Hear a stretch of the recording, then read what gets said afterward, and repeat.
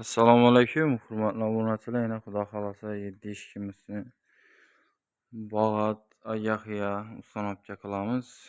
Ko'rib boraverasizlar, Xudo xolasa. Yana bular ish taktali variant bo'ldi, lakurlib. Kezaklarini kelsak 6,5 o'g'lik oldu. Kezaklari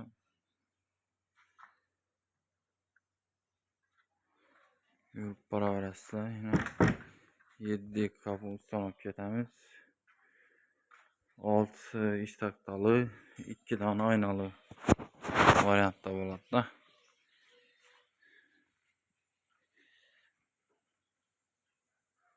Arkadaşlar istedi 6'lık aynalıyız. Yani,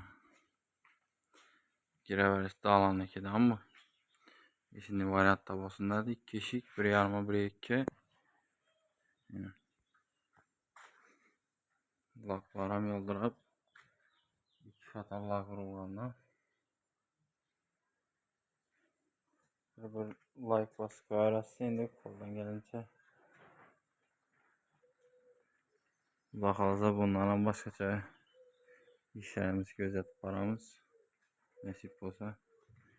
Hem de bulara gelelim olsa ortadan kurulup 2 anlam dabur işlenende bu döşü daburcağa çıkıyoruz, değil mi?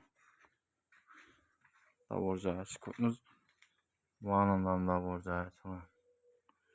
Yani ortadan kurulup dabur işlenende 2 anlam. Zamokları barı bu sanop getirilerine koyuladı da.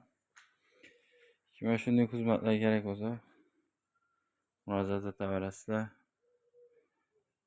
Telefon numaralarımızı ekranda koyalım.